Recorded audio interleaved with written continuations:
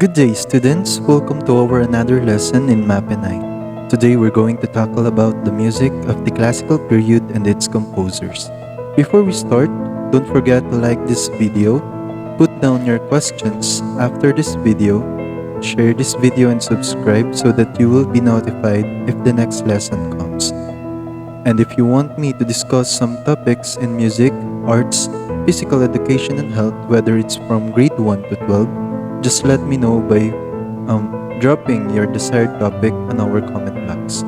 I am Sir Lamoka and I am your MAPEH teacher. So for this lesson, I'm going to discuss is the music of the classical period. So this is a lesson from grade 9 curriculum, and on this lesson, we're not just going to discuss the music of the classical period, but also we're going to discuss who are the composers or the famous composers on this period. But before we proceed on our main topic, let's just discuss first what is classical music. So since yun yung ating pinakang topic for this lesson, discuss muna natin siya ng konti or pahapyawan natin yung kanyang pinakang history. So classical music or the music of the classical period is next to the music of the Baroque period or yung Baroque era na tinatawag natin. So dito, pagdating sa music of the classical period, more on codified na yung pinakang kanta nila.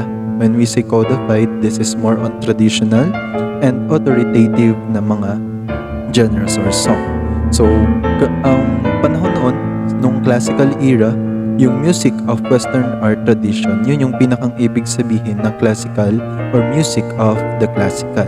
So that is more on music of the Western art tradition, and it is not jazz, it is not pop or other genres of music. So in short, yung mga tao that time is pumupunta sa mga huge concert halls, yung mga tao nakasuot ng mga tuxedo, ng gowns, talagang when we say music of the classical period, yung mga concerto, sonata na ganyan is, kumbaga sa atin ngayon is bongga talaga yung yung dating ng music of the classical period. And also, not just wearing those expensive clothings, but also yung kanilang pagpasok dun sa mga concert halls na yun is napakalaki rin ng kanilang binabayaran. So expensive or very expensive gate entrance just for them to listen to the music of the classical period, like concerto and sonatas. Also symphony is included, no? So that is the music of the classical period. Kung i-compare natin siya sa Baroque period, kung babalikan natin yung ating mga lesson dun sa music of the Baroque period, it is more highly decorated melodies pagdating sa Baroque period. And also, di ba nabanggit ko naman sa inyo that the music of the Baroque period has complicated texture, and yung kanilang emotion na isinasama dun sa kanta is more on extreme emotions. Pero pagdating naman dito kay classical music, more on simple na lang yung notes. Formal balance is included and singable melodies, as in napakadaling tandaan, napakadaling kantahin, napakadaling kumbaga yung sinasabi nga natin dito sa Pilipinas is tunog na pangmasa, no? Ganun yung parang pinakang texture or yung parang pinakang melody ng music of the classical period. And dito, hindi katulad sa Baroque period na napaka-extreme ng emotion sa mga kanta. Pagdating kay music of the classical period, yung emotions, kumbaga secondary na lang yun, secondary ingredient na lang yun dun sa kanilang mga kanta. And pagdating ni music of the classical period, nagkaroon na siya ng structure, naging standardized na yung pinakang song. So that is the music of the classical period. So before we proceed, let me just know if kung ano na yung or what do you know already about the music of the classical period. So you can answer by typing it on our comment box.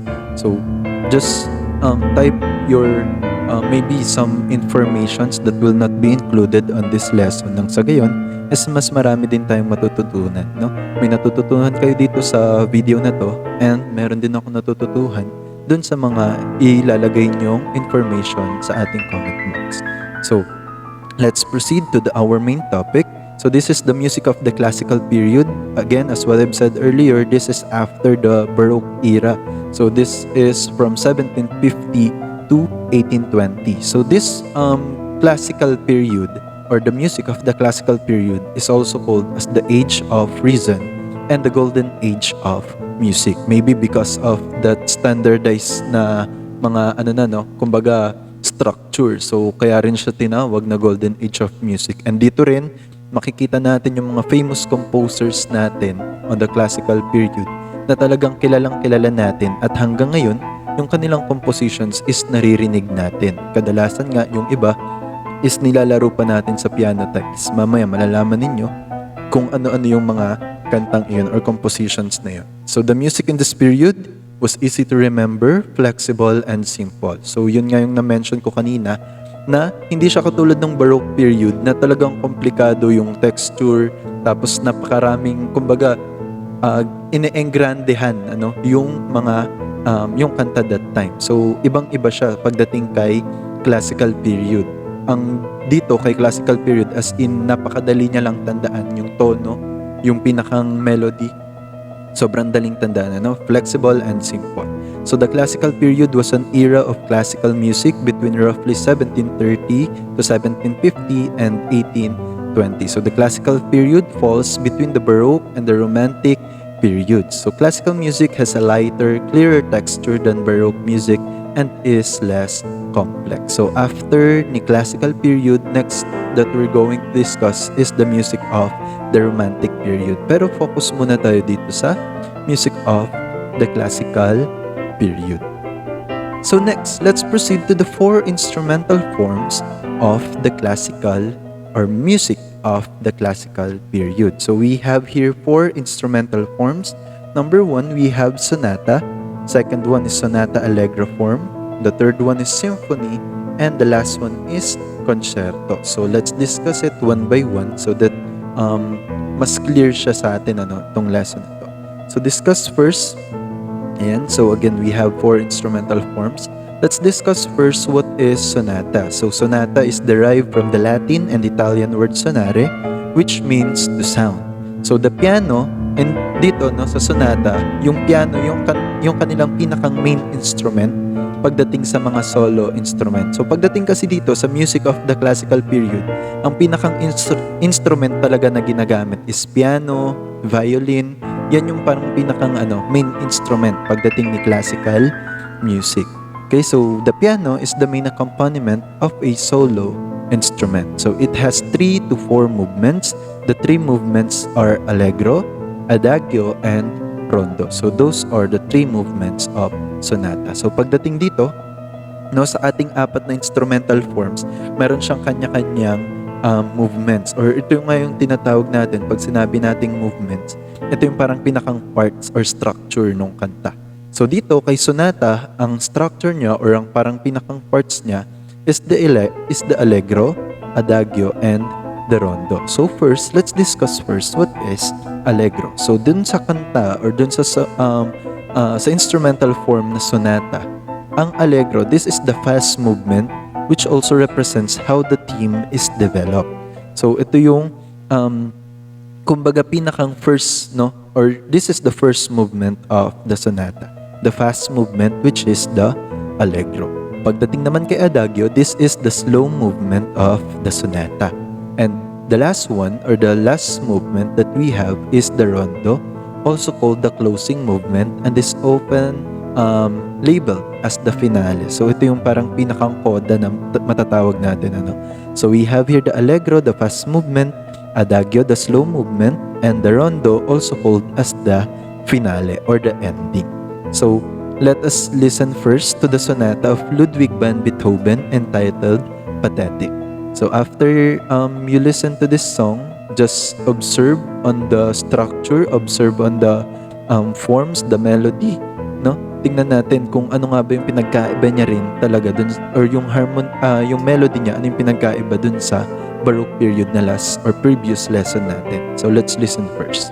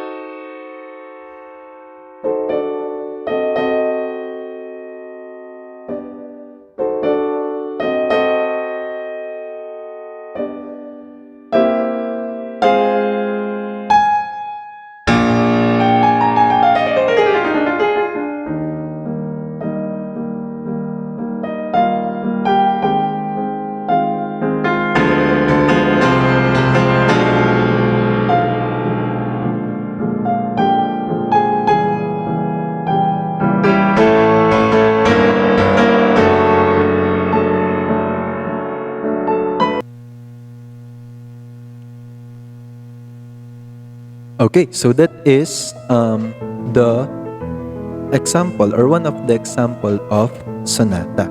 Again, that is Pathetic by Ludwig van Beethoven. So next one, we have here the second instrumental form of the music or the age of reason or the golden age of music, which is the classical music. So we have here the sonata allegro form. So it forms the basis for much classical music, including the sonata, symphony, and concerto. It has been used widely since the middle of the 18th century. It has three movements. Number one is exposition, second one is development, and the last one is recapitulation. So dito, kanina kay sonata, meron tayong three movement, ano? Yung three movement natin kay sonata kanina is number one is allegro, number two is adagio, and the last one is rondo. Pagdating naman dito kay Sonata Allegro form, ang three movements natin, number one is exposition. Dito sa exposition, makikita natin, this is where the themes are being presented. The exposition is commonly repeated. So kaya nga, kung babalikan natin yung sinabi natin kanina, no, pagdating sa music of the classical period, napakasimple lang ng kanyang structure. And yet, although talagang pag nakita mo kung paano siya i-play, napakahirap. Pero yung melody, talagang madaling matandaan. No? Kaya nga hanggang ngayon, talagang marinig lang natin yung kanta. Alam kagad natin kung ano yun. No? So, ito yung, on this movement, the exposition, this is where the themes are being presented. So, that is the first movement of sonata form. So, second one, or second movement we have is development. So, this one starts in the same key as exposition ended. So, kadugtong siya na exposition, no? Kasi nga, sa exposition is our first movement. So, pagpasok ni development, yung last key mo doon sa exposition, for example, you are on a G, no? Or key of G. So, pagpasok mo kay development, G pa rin yung pasok niya, no? So, it starts in the same key as exposition ended and may move through many different keys during its course. So pagdating dito kay development, medyo ano na to, kumbaga, isipin na lang natin yung dalawang taong nag-aaway, ano, or taong dalawang nagkakaroon ng argument. So isipin natin na yung kanilang start ng kanilang argument or start ng kanilang conversation is the exposition. Pagdating ni development, nagkaroon na ng parang konting paglilinaw on both sides, no, naiintindihan na nila yung both sides nila. And pagdating naman ni recapitulation, which is the last movement, yun yung parang magkakasundo na sila. So yun yung doon natin maikukumpara yung three movements ng sonata form. Again, the first one we have is the exposition where the themes are being presented. No, yun nga, nagkakaroon ng argument, nagkakaroon ng conversation. Pagdating ni development, unti-unting sabihin na natin na lumilinaw yung conversation nila, no? And pagdating ni recapitulation is nagkaroon na ng pagkakasundo doon sa kanilang pinag-uusapan. That's why it is said that it is the repeat of exposition. Kaya nga recap, no? From the word itself, recap. So that is recapitulation. After the recapitulation, the musical arrangement proper is said to be completed. So that is the three movements of sonata form. So next one. So before we proceed, brother, no, on the next movement, on the next instrumental form, which is symphony, let's just listen first to the sonata form of Wolfgang Amadeus Mozart.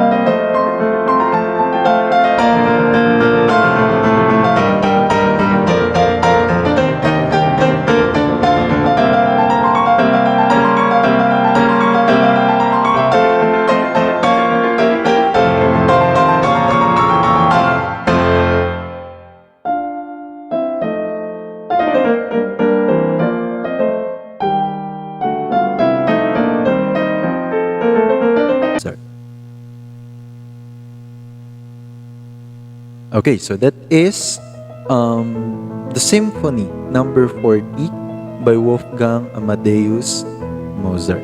So now let's proceed to the third instrumental form of um, music of the classical period. So we have here the symphony. So it came from the word symphonia, which means agreement or concord of sounds. It is a composition intended to be performed by an orchestra.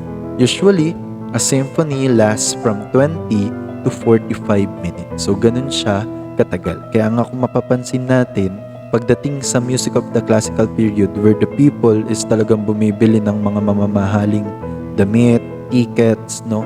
Kasi ganun kahaba. Actually, mas mahaba pa kadalasan dito yung kanilang ginugugol on listening and watching the performers doon sa ating huge halls or music halls. So we have here the 4 movements of symphony. The first movement is fast and lively. So pagkatapos ni fast and lively, bigla siyang babagsak sa slow movement. Then bigla siyang papasok kay fast movement. And the last one is the brilliant or heroic fast movement. So this is the structure of the symphony or the instrumental form symphony. Again, the first movement is fast and lively. Then pagtapos ni fast and lively, papasok siya sa slow. Then punta kay fast. And the last movement or the last on the structure is the brilliant fast. So those are the 4 movements of symphony. So let's listen to the symphony number 5 of Beethoven.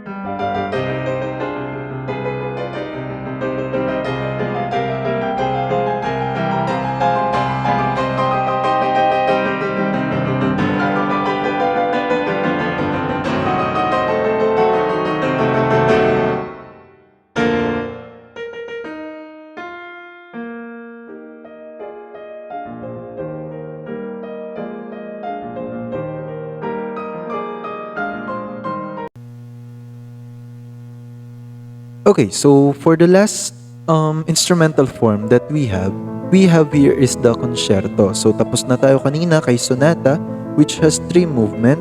The 3 movements of sonata is allegro, adagio, and rondo. And after that, na-discuss na rin natin sa sonata allegro form, which has also 3 movements. We have exposition, development, and the recapitulation. After that, na-discuss natin sa symphony, which has 4 movements. Number 1 is fast and lively. The second one is slow. The third is fast. And the last one is brilliant or heroic fast. Now, let's move to the last instrumental form of the music of the classical period. We have here the concerto. So, it is an instrumental form for a solo instrument like the violin, piano, trumpet. So, itong tatlong to, violin, piano, and trumpet, yun nga yung pinakang main instrument pagdating ni music of the classical period, or any other instrument that is accompanied by an orchestra. So this is these are your major instrument. It can be violin, piano, or trumpet. Then yung pinakang accompany ninyo is the whole orchestra. Okay, so that is the concerto, no? And it gives emphasis to the solo instruments as well as the excellence of the solo performer. So, kumbaga, ikaw yung bida dito once you played an instrument. Halimbawa, you have piano concerto, no? So, your main instrument is the piano or the solo instrument is the piano. Then, ang iyong backup or the accompany music is the orchestra. So, that is, kumbaga, yun yung parang pinakang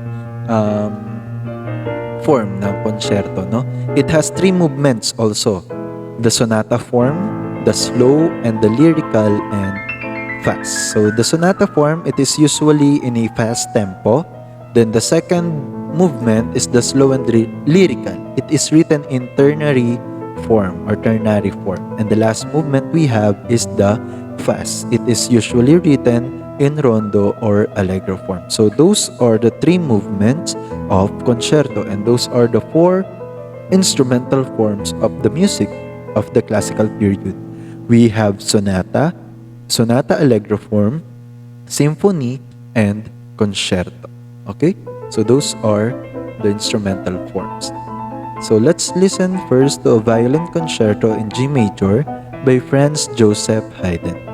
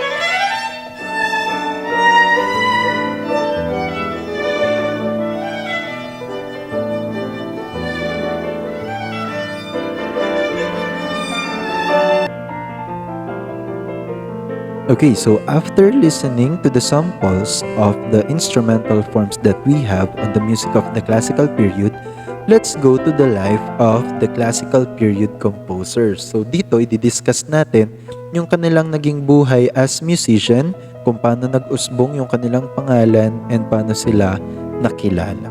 Okay, so let's discuss their life and their compositions. So first on the list we have is Franz Joseph Haydn. So he is an Austrian composer born in Roro, Austria. His father is Matthias was a cart and wagon wheel maker, while his mother Maria was a cook. His younger brother Michael joined him in choir school. He died at the age of 77. But on the age of 8, imagine, no, 8 years old, he went to Vienna to sing in the choir at St. Stephen's Cathedral and to attend choir school. He helped develop musical forms such as the string quartet and the symphony. So he is one of the pioneers pagdating dun sa string quartet. So karaniwan na laman ng string quartet is violin, viola, no, na tinatawag. So yun, apat yun na apat, no, na string instrument, kaya nga quartet. So yun yung he is one of the pioneers pagdating sa string quartet and the symphony. That's why he gained the titles of Father of Symphony and Father of the String Quartet. Si Mozart, na i-discuss natin mamaya, and si Beethoven were two of his music students. So dito, yung buhay or yung pinakang buhay ni Franz Joseph Haydn is hindi naman siya galing sa mga or sa pamilya ng mga musician. Unlike ni Mozart and ni Beethoven, no? Meron silang, kumbaga, inclined talaga sa music yung kanilang family. Itong si Franz Joseph Haydn is hindi talaga siya or sabihin na natin hindi siya nanggaling sa family ng musician, no? So, nag-start siya as a choir boy and ayun, nag-end siya as a very popular composer. So, that time, no, nung bata pa siya, 7 to 8 years old, wala naman talaga silang violin that time. So, ang ginawa niya is pumulot lang siya ng dalawang stick, nag-isip or nag-imagine lang siya that that is a violin. So, ganun siya, sabihin natin, ganun kataas yung kanyang eagerness, no, to learn music. And dahil sa kanyang musical intelligence, napansin siya ng kanyang pinsan, kung tawagin ay si Frank, no? At dinala siya sa Heinsberg. So pagdala niya doon, nag-aral din siya doon, yun nga, doon siya pumasok sa, or he attended choir school. Then, nag-aral siya ng drums also, except doon sa violin and sa piano, nag-aral din siya ng drums. And after that, one day, tumutugtog siya ng piano and kumakanta siya and merong nakapansin sa kanya. That's why yun yung naging reason kaya siya napunta sa Vienna at the age of 8. So doon sa Vienna, nagsilbi siya on first, no? Nagsilbi siya as choir boy. Napakaganda ng boses kaya siya nakilala. Then doon, kumbaga, nagsimula yung kanyang journey as a musician. So doon siya pinakang nag-start sa St. Stephen's Cathedral at the age of 8 years old. No? He attended the choir school, then naging pianist din siya, and yun nga, after years, sumunod yung kanyang kapatid or yung kanyang nakakabatang kapatid na si Michael, at sabay silang or magkasama silang kumakanta or nagsaserve sa St. Stephen's Cathedral. So that is the life of Franz Joseph Haydn. So these are some of his notable compositions. We have here the Paris Symphonies, the Rider Quartet, Surprise Symphony, Drum Roll, London Symphonies, and the Military. So those are some of his notable compositions. So that is the life of Franz Joseph Haydn and his music. Next one on the line we have here is Wolfgang Amadeus Mozart. So dito naman, he was born in Salzburg, Austria on January 27, 1756. His father, Leopold, was his first teacher in music. He faced financial difficulty because of his luxurious living. He died poor at the age of 35 on December 5, 1791. So napakabata nitong si Mozart nang siya ay mamatay, no? Napakaraming kwento behind kung bakit siya namatay. Merong kwento na siya ay nilason, meron namang kwento na ito ay dahil sa kanyang trabaho, kumbaga overwork, no? So may mga kwentong mga ganon about sa pagkamatay ni Mozart. So he wrote his first symphony when he was 8 and his first opera at the age of 12. That's why he was known as the Child Wonder. As a child, he toured Europe together with his father and sister, Maria Anna. So ito kasi si Mozart, actually 7 talaga silang magkakapatid, pero ayun, 2 lang silang nakasurvive together with his sister, which is yun nga, si Maria Anna. So ito si Mozart, unlike ni Haydn, is galing siya sa family ng musician, katulad nung kanyang tatay na si Leopold. At ang pangarap ng kanyang tatay para kay Mozart is maging child prodigy. Yun yung pangarap talaga. Kaya etong si Mozart, 3 years old pa lang, nakakaintindi na siya ng chords. No, ganun siya, sabihin na nating ka-intelihente pagdating sa music. Imagine 3 years old understanding already the chords, yung mga ganyan, no? And on the age of 6, naging na siya, piano player, violin player, ayun. Kasi nga, yun yung pangarap ng tatay niya, na siya ay maging isang child prodigy. Then, at the age of 13, pumunta siya ng Italy kasama ng kanyang tatay. Then, ayun, doon, parang yung simula ng kanyang compositions or nung kanyang journey, no? Parang kumuha siya ng mga inspiration dun kay Johann Sebastian Bach and Handel, which is yung na-discuss nga natin last discussion natin sa Baroque music. So yun yung kanyang naging inspiration that time. So Magic Flute is one of his most famous compositions. Then ito si Mozart, pagdating niya ng mid-30s, no? Yan, nagkaroon na siya ng difficulty pagdating sa paghawak ng pera. Sumikat ng sobra, napakaraming opportunity, and yet kumbaga nahihirapan siyang mag-manage ng kanyang pera. That's why yung utang niya lumaki ng lumaki, no? And naghahanap siya ng other opportunities. And on his 30s, no? Nung mga 30s na siya, yung kanyang edad, is meron siyang inalok siya ng isang magandang opportunity pero napakaliit ng sweldo. Pero after that, medyo umayos-ayos yung pag-handle niya sa pera, yung kanyang buhay medyo umayos, nakakabayad ng mga utang. Pero ayun nga, kahit medyo umayos yung kanyang buhay and yung kanyang sweldo medyo umayos, or yung parang kanyang pinakang nakukuha pagdating sa music industry. Sobra naman yung kanyang naging trabaho.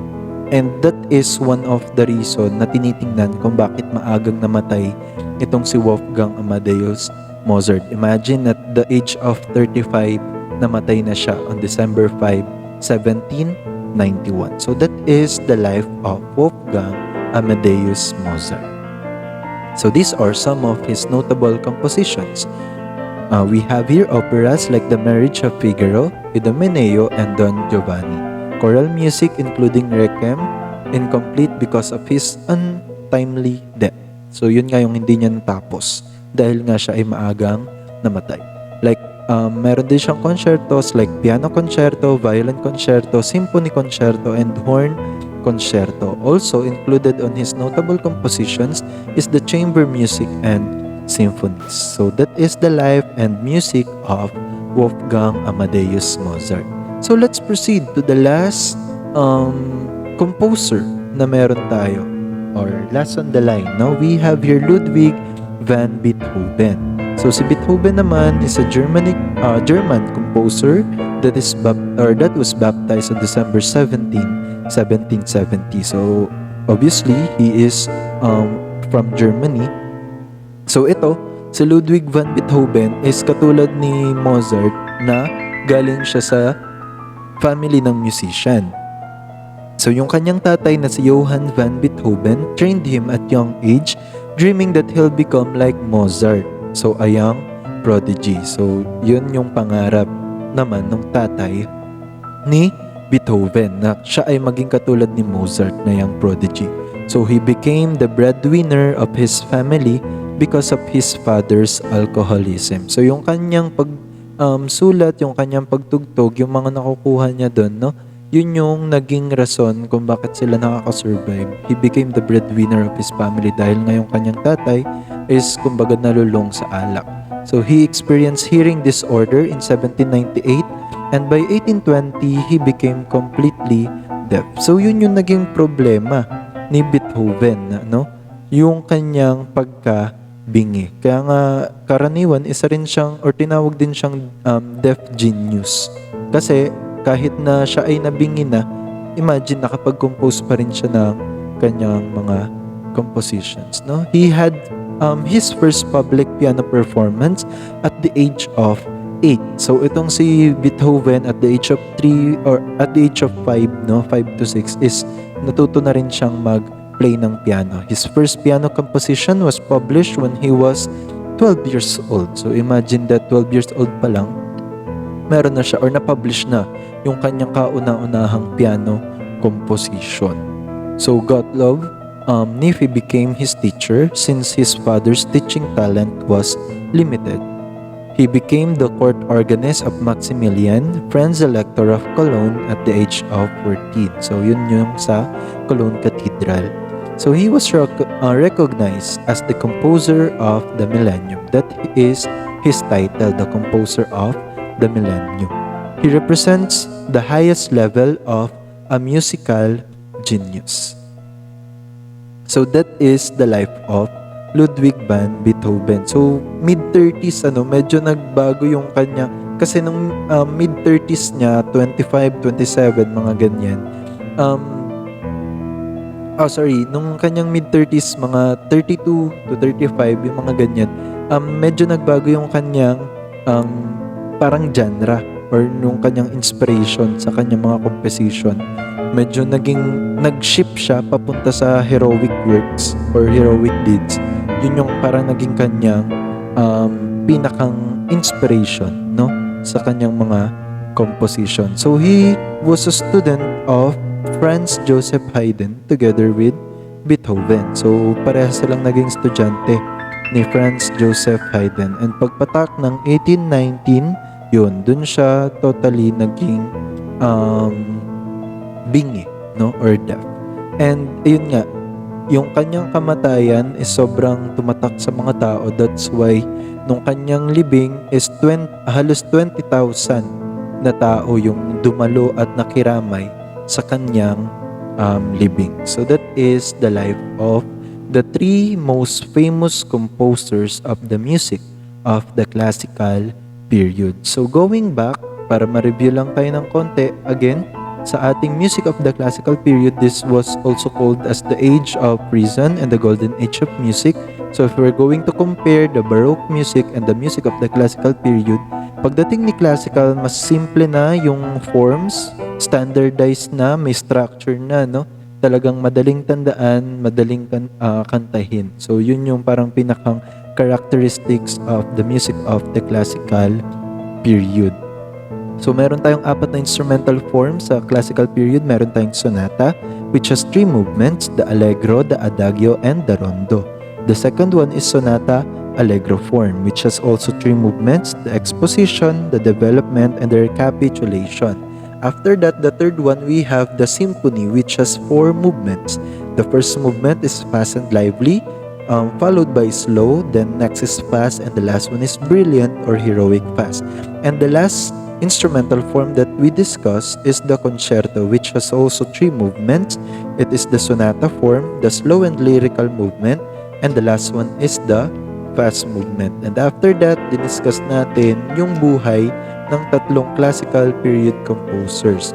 We have the life of Franz Joseph Haydn and his notable compositions, the life of Wolfgang Amadeus Mozart and also his notable compositions, and the last one we have is Ludwig van Beethoven. Okay, so one of the most famous composition of Beethoven is yung nilalaro din natin to kadalasan sa piano tiles, yung Fur Elise. So pakinggan natin yung sample ng kanyang composition. So that is our lesson for today. So if you have questions and some things that you want to be clarified, then don't hesitate to comment on our comment box, nang sa gayon is masagot natin. And if you have some more important informations, pwede nyo rin i-share siya sa amin sa pamamagitan ng paglalagay doon sa ating comment box para mas matuto tayo dito sa topic ng grade 9, which is the music of the classical period. Okay, so I guess it's over, no? This is our lesson for the music, which is the music of the classical period. Thank you for listening. Stay safe on your home and God bless.